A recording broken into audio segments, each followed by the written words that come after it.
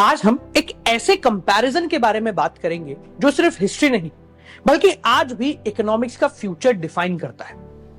जब 1947 में भारत और पाकिस्तान ने इंडिपेंडेंस ली और 1949 में चाइना एक रिपब्लिक बना, तब ये तीनों देश ऑलमोस्ट एक ही पॉइंट से शुरू हुए थे। 5 ईयर प्लान भी तीनों देशों के आसपास में ही रहे। इंडिया का 1951, पाकिस्तान का 1956 और चाइना का 1953 में शुरू हुआ। पर आज चाइना एक इकोनॉमिक सुपर पावर बन चुका है, इंडिया एक रैपिडली ग्रोइंग इकोनॉमी है और पाकिस्तान अभी भी इकोनॉमिक स्ट्रगल को फेस कर रहा है। आखिर ऐसा क्यों हुआ? आज हम देखेंगे कि इन तीनों देशों ने अपनी इकोनॉमिक्स को कैसे डेवलप किया और कौन सी पॉलिसी अडॉप्ट करी और उनका इनके ऊपर क्या इंपैक्ट रहा।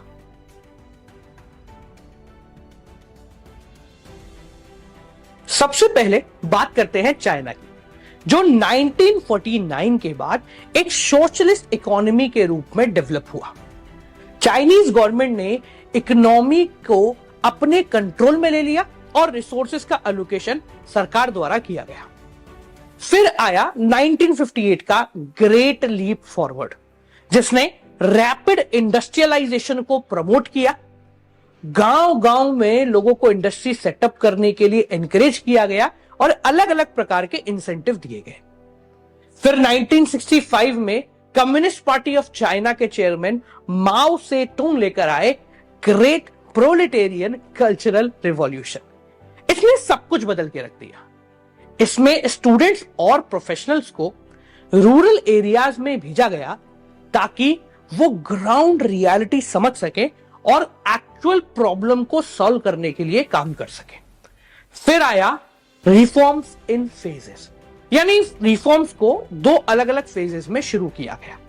पहले फेज में एग्रीकल्चर, फॉरेन ट्रेड और इन्वेस्टमेंट पे फोकस किया गया। फार्मर्स को प्राइवेट लैंड दिए गए जिससे उनकी प्रोडक्टिविटी इजीली बढ़ पाए। एक बार ये फेज खत्म हुआ तो बारी आई दूसरे फेज की, जिसमें इंडस्ट्रियल रिवॉल्यूशन लाए गए, जिसमें प्राइवेट फर्म्स और विलेज एंटरप्राइज को ग्रो करने का बहुत अच्छा खासा मौका मिला। एक और इंटरेस्टिंग पॉलिसी थी जिसका नाम था ड्यूअल प्राइसिंग सिस्टम, जिसमें फार्मर्स और इंडस्ट्रीज को कुछ गुड्स फिक्स्ड प्राइस में बेचने पड़ते, बाकी फ्री मार्केट में ट्रेड अलाउड था। यानी कि मान लीजिए फार्मर को स्टार्टिंग के 200 किलो एक फिक्स प्राइस में बेचना पड़ेगा और खरीदने वाले को भी फिक्स प्राइस में ही खरीदना पड़ेगा, जिससे दोनों को मिनिमम गारंटी पक्की हुई। और फिर आया स्पेशल इकोनॉमिक जोन का कॉन्सेप्ट, जिसमें फॉरेन इन्वेस्टर्स को अट्रैक्ट करने के लिए चीप लेबर, लो टैक्स और सब्सिडाइज इलेक्ट्रिसिटी जैसे इंसेंटिव दिए गए।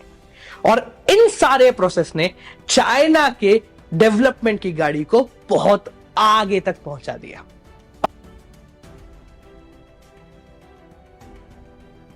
पाकिस्तान ने भी इनिशियली इंडिया की तरह मिक्स्ड इकोनॉमी के मॉडल को अडॉप्ट किया, जिसमें पब्लिक और प्राइवेट सेक्टर दोनों का अहम रोल था। फिर 1953 में ग्रीन रिवॉल्यूशन आया, जो फूड प्रोडक्शन को बूस्ट करने के लिए था। इंफ्रास्ट्रक्चर और इरिगेशन पर ज्यादा इन्वेस्टमेंट की गई, पर इंप्लीमेंटेशन शायद वहां वो चुप कर गए और इंप्लीमेंटेशन काफी वीक रहा। डेवलपमेंट पॉलिसी की बात करें तो पाकिस्तान ने इंपोर्ट सब्स्टिट्यूशन और टैरिफ प्रोटेक्शन का मॉडल फॉलो किया जैसा भारत में था, ताकि लोकल इंडस्ट्रीज को अच्छे से प्रमोट किया जा सके। पर एक बहुत बड़ा शिफ्ट आया 1987 के बाद, जब प्राइवेट सेक्टर को प्रमोट करना शुरू किया गया। स्ट्रक्चरल रिफॉर्म्स लाए गए, इंडस्ट्रीज को डीनेशनलाइज किया गया, लेकिन करप्शन और इनस्टेबिलिटी ऑफ गवर्नमेंट की वजह से एक्सपेक्टेड ग्रोथ नहीं हो पाई। पाकिस्तान को वेस्टर्न नेशन से बहुत सारी रेमिटेंस और फाइनेंशियल सपोर्ट मिला, जो शॉर्ट टर्म में तो अच्छा लगा, पर लॉन्ग टर्म में डेवलपमेंट नहीं कर पाए। और इसके साथ साथ सेल्फ सस्टेनेबिलिटी कभी आ ही नहीं पाई।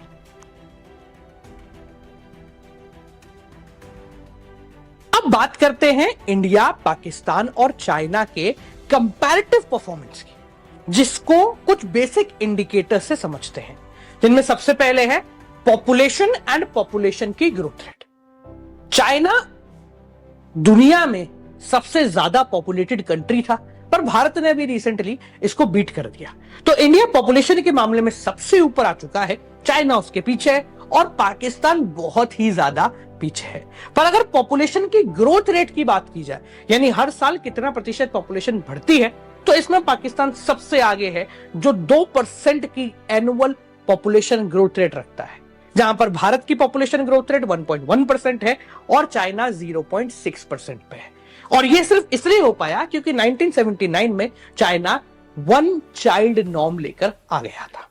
इसके बाद अगर सेक्स रेशो की बात की जाए तो तीनों देशों का ही थोड़ा सा लो है, जो कि एक सोशल इशू को दिखाता है। अगर भारत की बात की जाए तो ये 940 पर 1000 है, चाइना 950 और पाकिस्तान 952 पर 1000 है।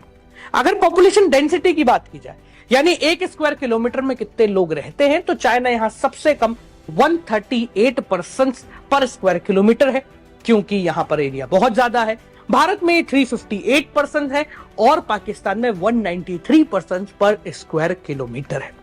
अगर जीडीपी ग्रोथ रेट और इकोनॉमिक सेक्टर्स की बात की जाए तो चाइना का जीडीपी ग्रोथ रेट सबसे ज्यादा है एट अराउंड 9.5%, भारत 5.8% और पाकिस्तान का जीडीपी ग्रोथ रेट मात्र 4.1% पे है।